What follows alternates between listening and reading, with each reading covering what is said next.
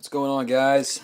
I felt the need, and my recent fascination with how easy it is to use YouTube has led me to just go ahead and make a little video about this as opposed to posting a bunch of pictures and trying to explain it in text.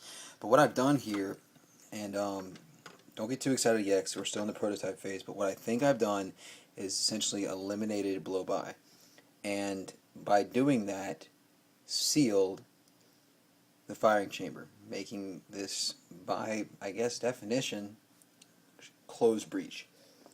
Like I said, don't get too excited yet, because we're still. This is only a prototype, and I've only fired it a couple times, but I think it works.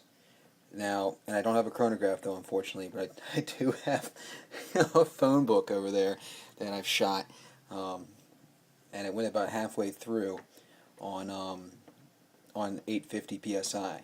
So I don't know how many of you phone book advocates are out here, but I think that's pretty damn good for 850, especially considering I wasn't using a 23-inch barrel, only a 15.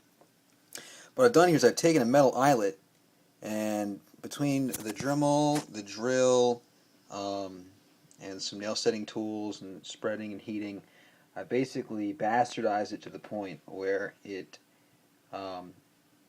sits and sits right in there. Now this is for anybody who is not for anybody who's new and doesn't know what this is. This is the magazine, the High Cat magazine opened up, and this is the mag head. It fits right here.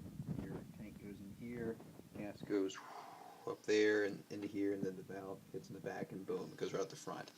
The big issue we've always had and we've always talked about is why the DRODZ isn't a closed breech weapon, and by not having a closed breech, you lose a lot of your PSI down this tube around the outside of the BB. Now, like I said, what I think I've done is eliminated it, because this thing sits in here pretty tightly, and it's not made of steel. It's made of some type of shit that is pretty strong, I guess, but really not optimal. But when the BB goes in there, okay, let's try that again. Let's look at my fingers and not the camera this time. The BB goes in there. That is what happens. Now, that is sealed up pretty well. And also, it doesn't take much pressure to push this thing in and get and load it. Now, what it seems, I don't know, maybe if I explain this, it'll work. Basically, this whole area will fill up with BBs when you're ready to shoot.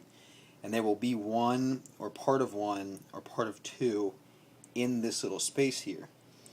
This goes here, and then there's like all these BBs that are loaded up through here, and then there's your auger that twists and pushes BBs up.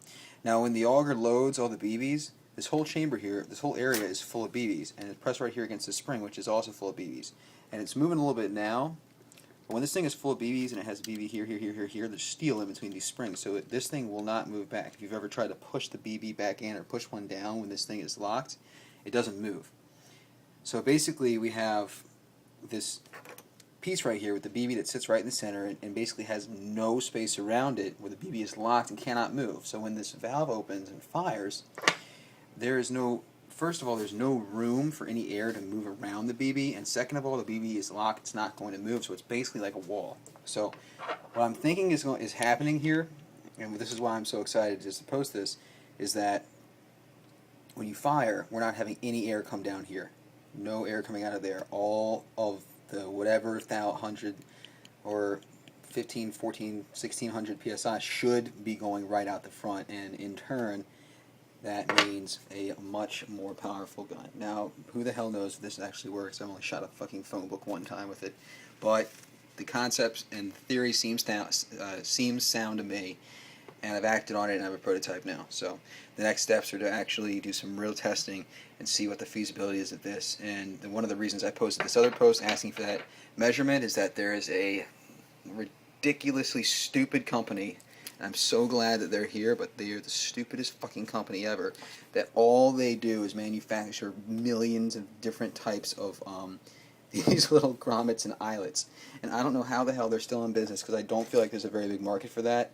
But they make them out of steel, and ultimately what we would need is one that's measured and fit perfectly, made of steel, and I think that might solve the problem.